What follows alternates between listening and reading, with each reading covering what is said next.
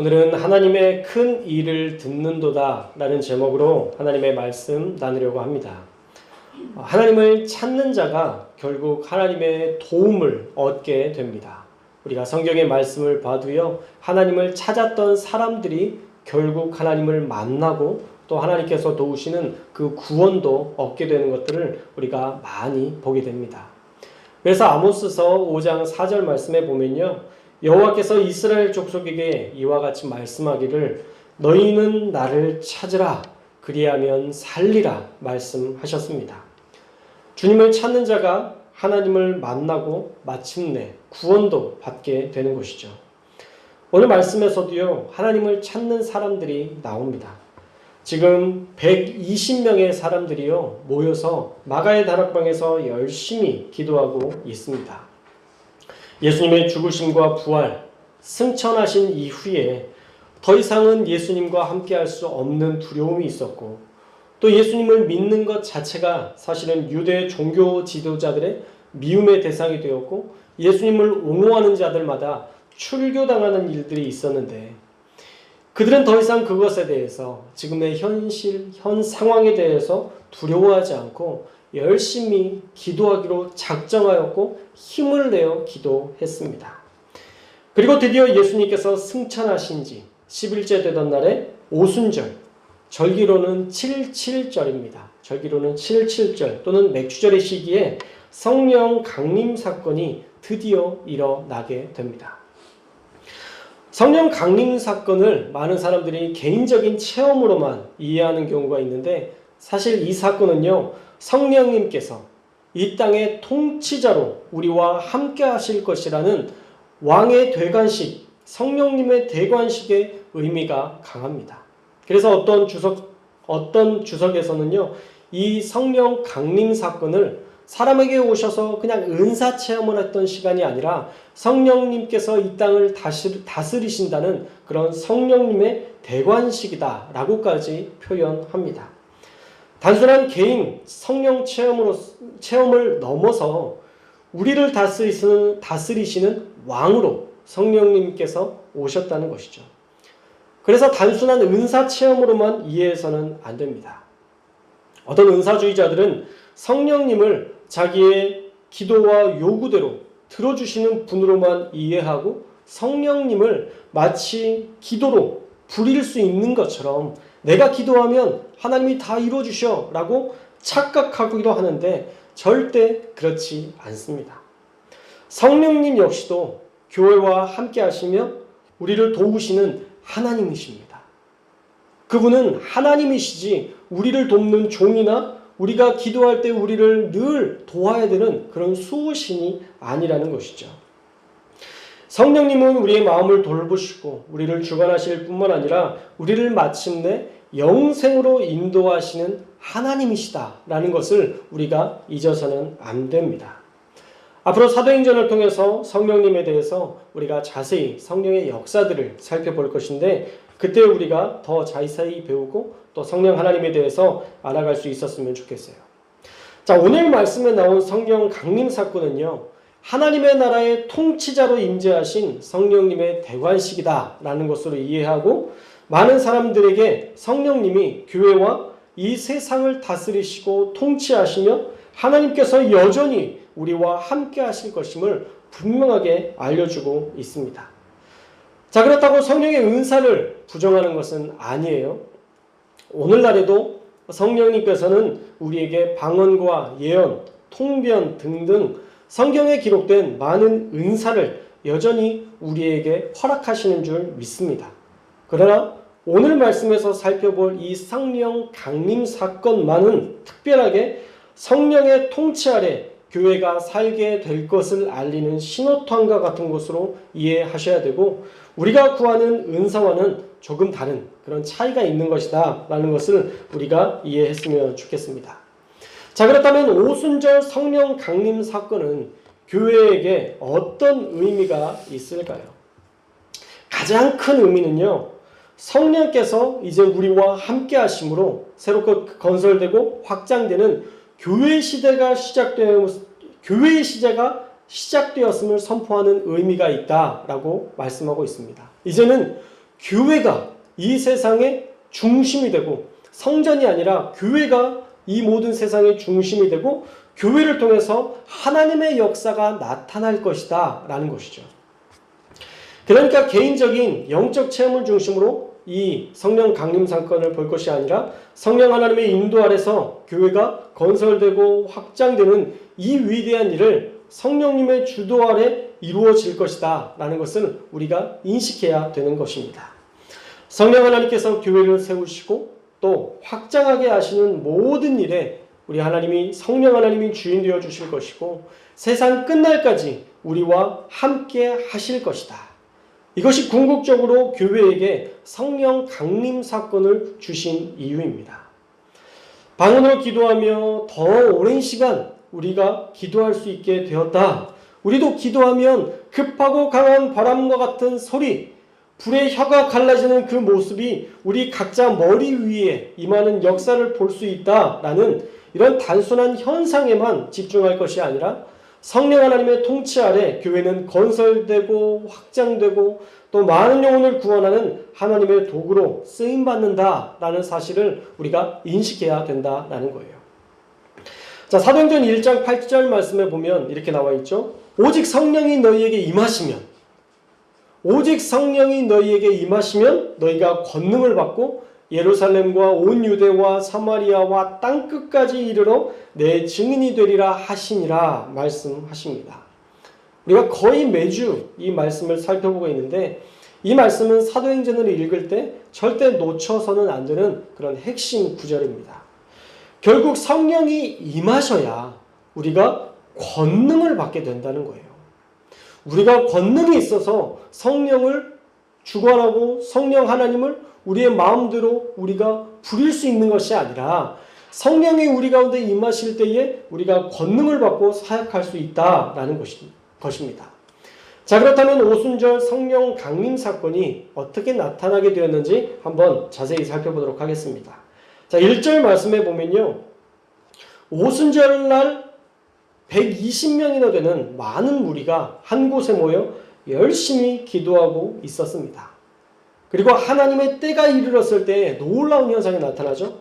우리 2절의 말씀 함께 읽어볼까요? 2절 말씀 시작.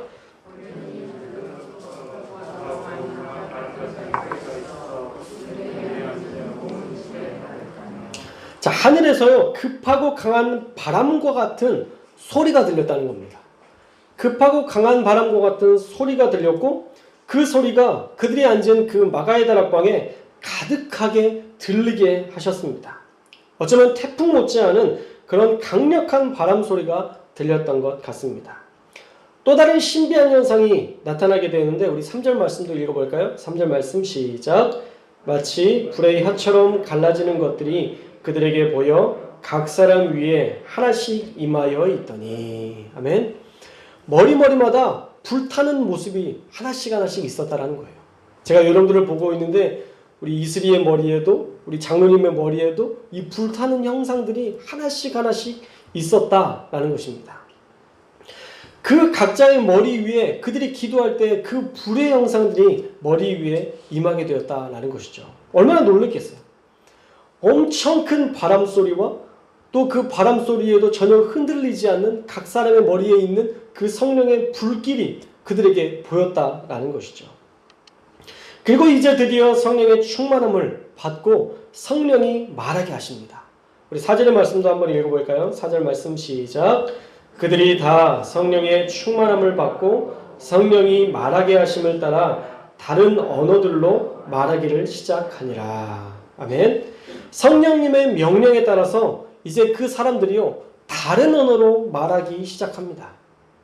내 의지가 아니라 성령 하나님께서 주도적으로 그 기도하던 사람들에게 임하셔서 하나님의 일을 다른 나라의 언어로 말하게 하셨다라는 거예요.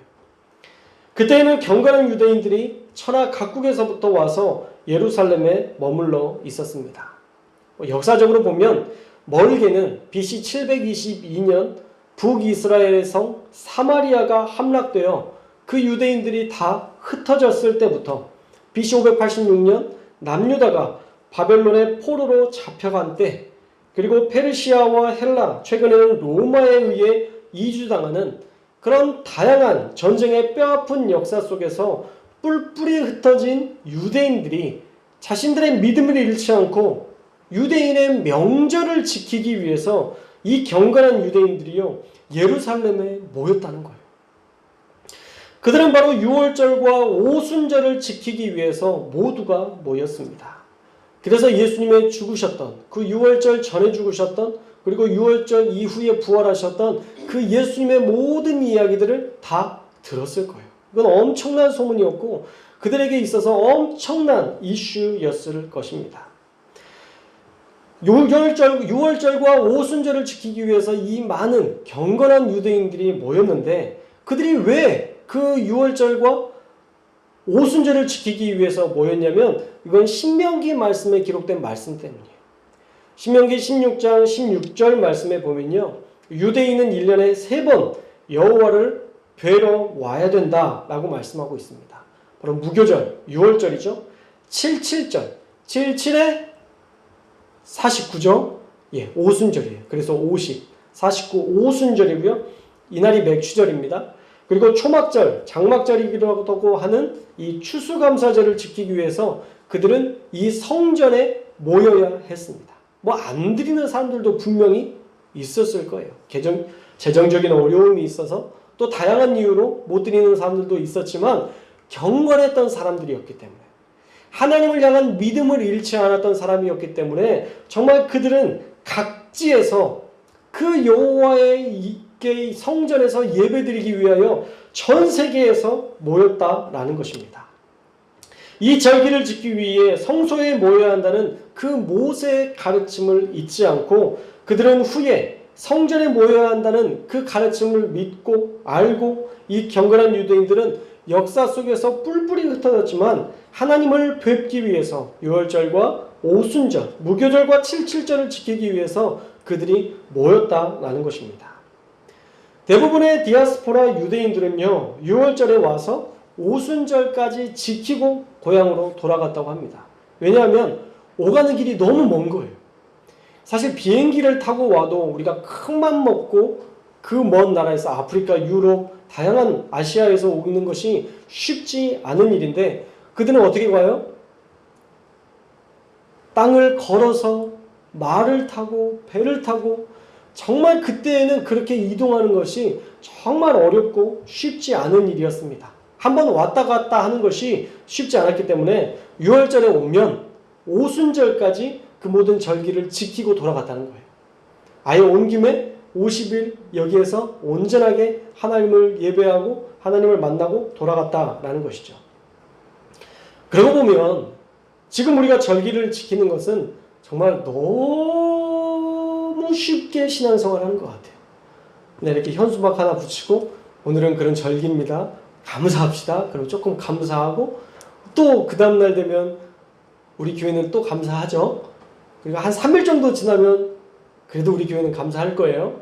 우리 교회는 그래도 열심히 지키려고 할 텐데 어떤 사람들은 금세 잊어버리기도 한다는 것이죠. 그런데 이 경건한 유대인들은요. 50일간의 삶을 포기하면서도 하나님을 뵙기 위해 이 절기를 지키러 여기에 모였다는 거예요.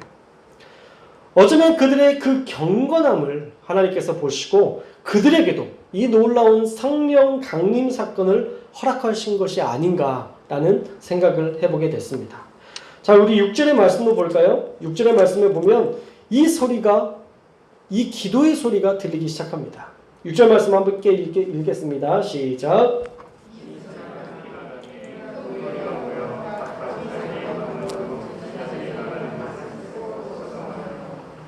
자, 6절에 이 소리가 나매 라는 말씀은요, 2절에 급하고 강한 바람 같은 소리를 말하는 것이 아니라 바로 방언으로 이 120명의 사람들이 열심히 기도하는 그 기도의 소리를 들었다라는 거예요.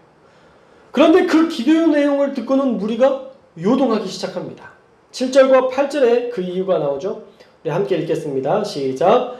다 놀라 신기하게 여겨 이르되 보라, 이 말하는 사람들이 다 갈릴리 사람이 아니냐.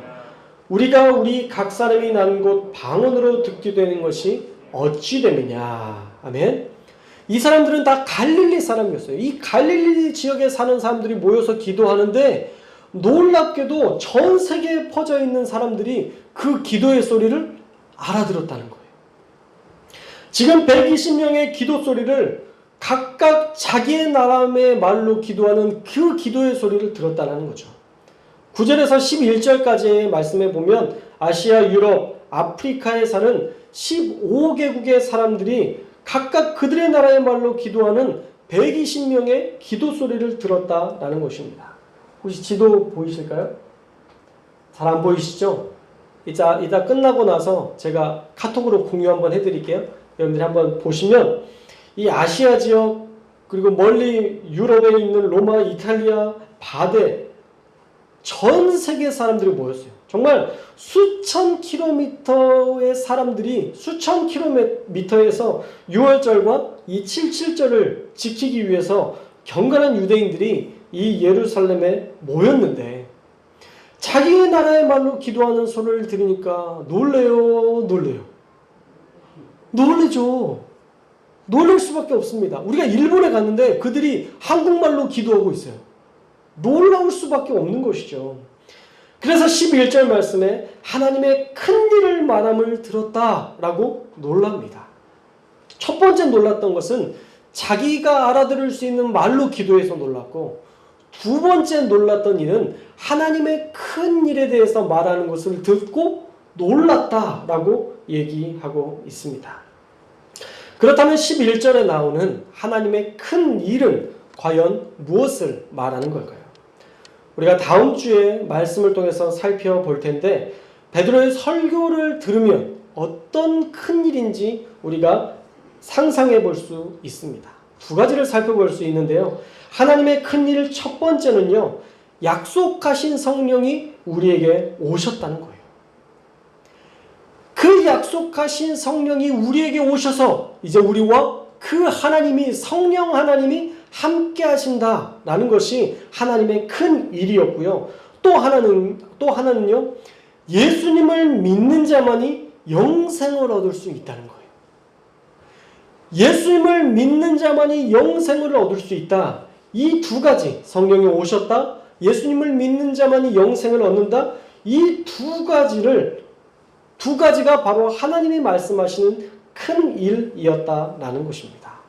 이 엄청난 큰 하나님의 큰 일을 절기를 지키기 위해서 모인 전 세계의 경건한 유대인들에게도 다 말씀해 주셨다라는 것입니다. 그래서 궁극적으로 이 사람들에게, 이 경건한 유대인들에게 이 말씀을 해 주셨던 이유는 너희가 율법을 지키기 위해서 그런 열심을 가지고 살아가고 있는데 그것도 훌륭하다. 그러나 예수님을 믿는 믿음이 있어야 너희가 구원받을 수 있다. 그리고 성령이 이제 너희와 함께 하신다라는 것을 그 방언을 통해서 분명하게 알려주셨다라는 것입니다. 이 하나님의 큰 일, 이 두 가지는요, 엄청난 사건입니다. 성령 하나님이 우리 가운데 함께 하신다는 것은요, 우리가 다양한 예언서를 통해서 살펴봤던 말씀이에요.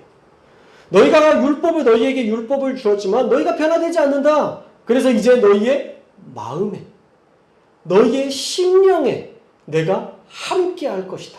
새 마음으로 너희와 함께 할 것이다. 우리가 예언서의 말씀을 보면 계속 나오는데 그 말씀이 이제 이루어진 거예요.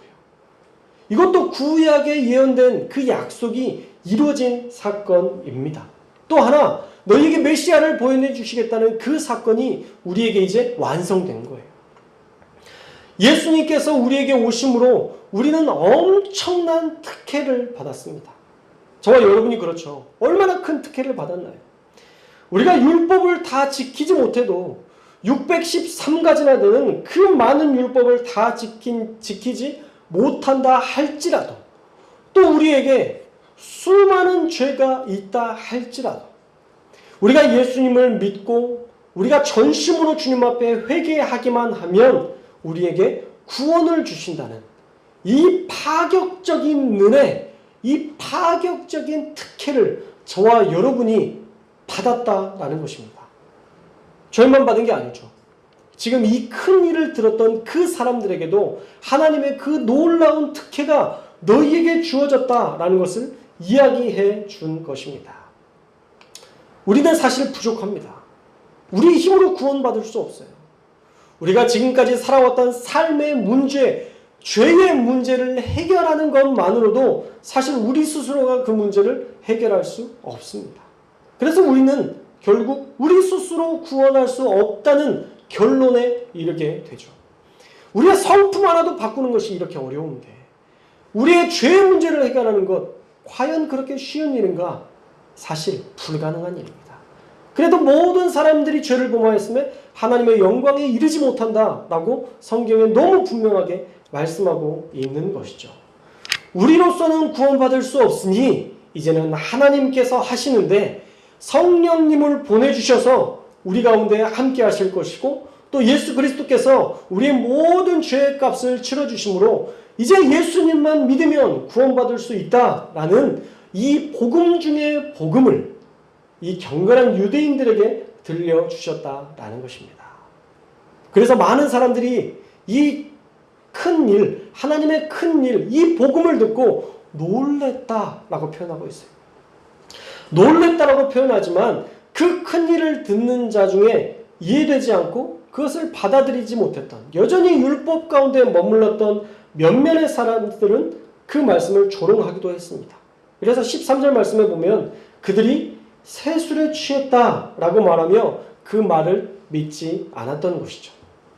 예수님의 죽으심과 부활이 우리에게는 놀라운 복음이 되었는데 몇몇의 사람들은 믿지 못하고 조롱하는 조롱거리로 생각하고 말았다라는 것입니다. 자, 오늘 말씀에서 우리는 두 가지 말씀을 발견합니다. 첫째는요, 우리가 성령 하나님에 대해서 더 구체적으로 살펴봤어요. 성령 하나님은 우리의 필요를 채우시고 돌보시는 분으로만 이해해서는 안 되고 우리가 그분의 돌봄을 받기 위해 날마다 성령님을 우리의 삶의 주인으로 인정하고 초청하며 살아야 한다는 것.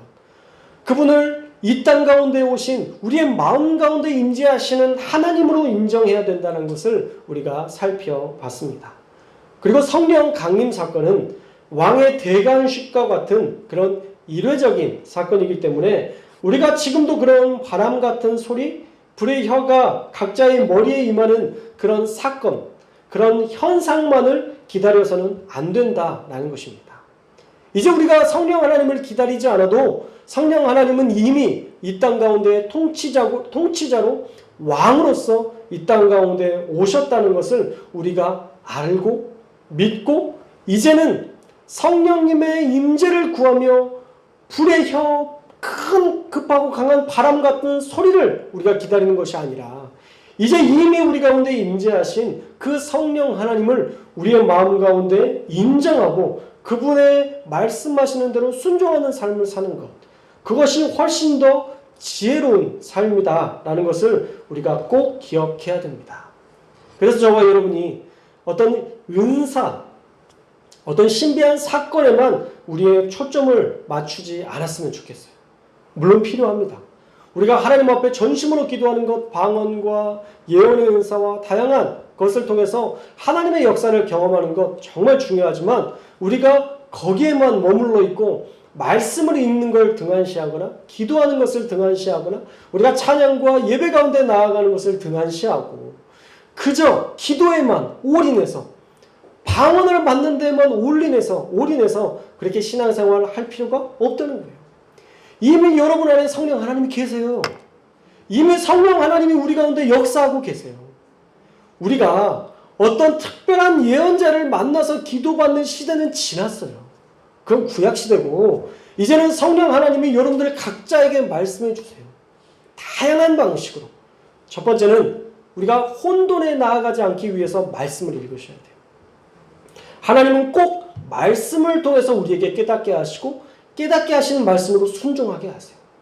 성경을 읽는데 왠지 누군가가 생각이 나고 그를 위해서 기도해야 될 것 같으면 그것이 하나님이 주신 예언의 능력이에요.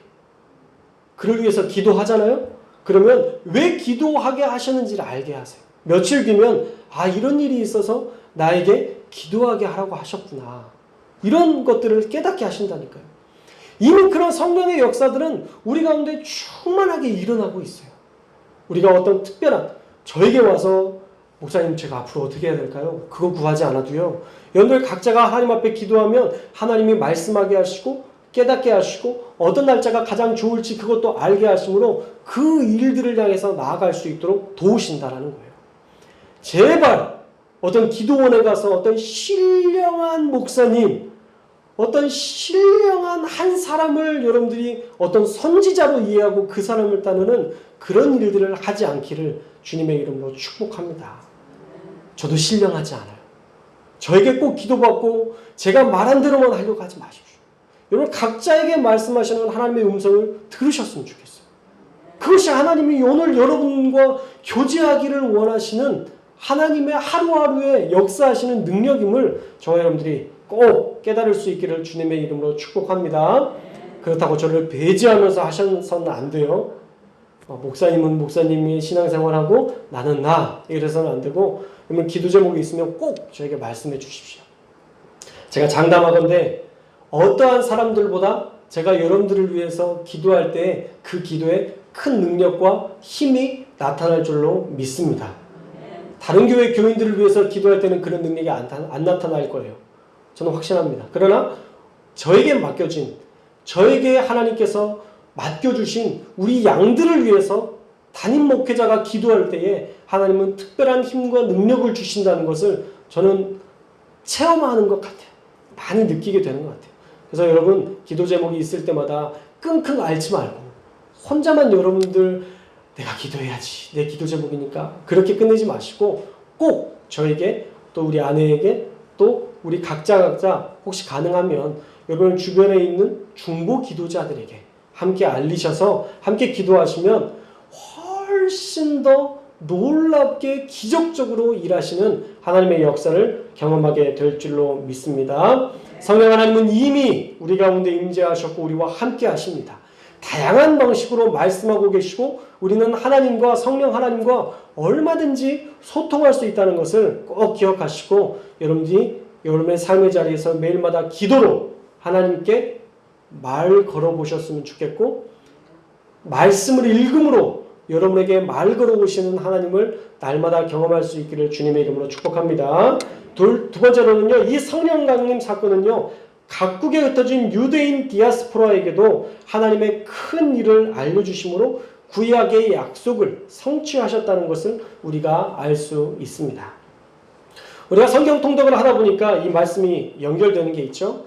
에스겔, 예레미야, 오바댜 다양한 선지자들의 그 기록에 따르면 결국 하나님께서 시온에서 열방에게 경배받을 것이다 라는 말씀이 나옵니다.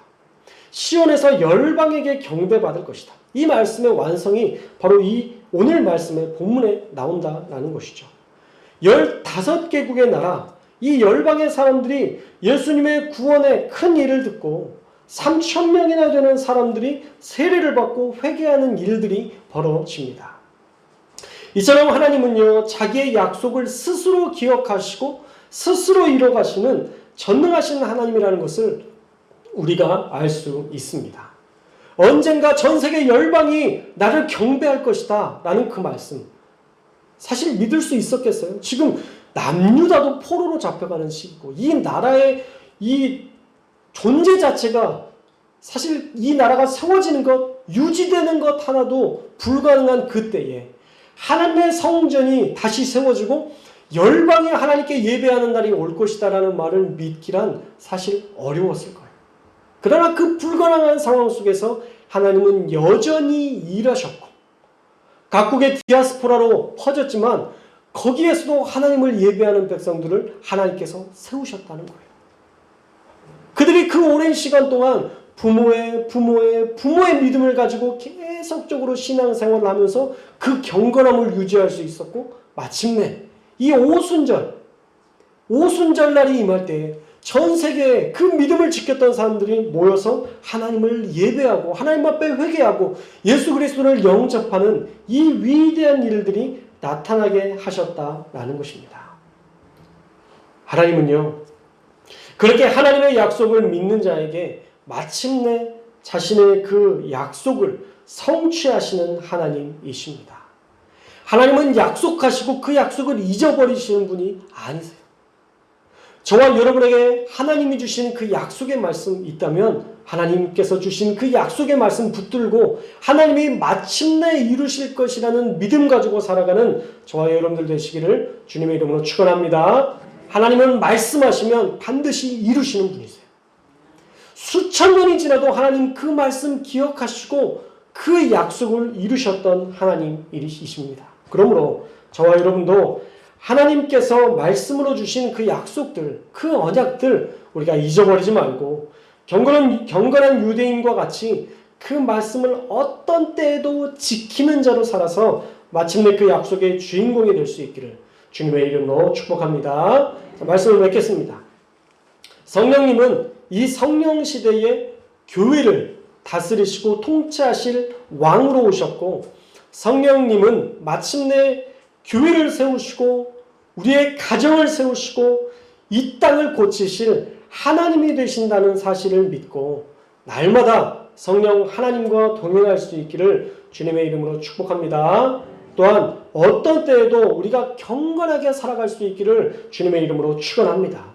우리가 그 경건하게 살려는 그 몸부림을 하나님은 귀하게 여기세요. 하나님을 진심으로 사랑하려고 몸부림치는 그 몸부림을요, 하나님은 귀하게 여기세요. 유월절을 지키려고, 그 오순절을 지키려고 50일간의 자기의 삶을 포기하고 하나님의 성전에 나아왔던 그 사람들, 하나님은 그들을 외면하지 않으시고 하나님의 큰 일을 성령이 오시고 예수 그리스도를 통해서 구원받게 될 것이라는 이 엄청난 복음을 그들에게 들려주셨고 3,000명이나 되는 그런 많은 사람들을 회개하고 하나님을 예배하는 자로 세우셨다라는 것 우리가 꼭 기억하시고, 우리가 어떤 때에도 하나님을 향한 그 신실함 또 이 경건한 삶을 우리가 내려놓지 않고 주님을 온전하게 의지함으로 하나님이 주시는 그 귀한 역사, 하나님이 주신 놀라운 축복 날마다 누리며 살아갈 수 있기를 주님의 이름으로 축원합니다.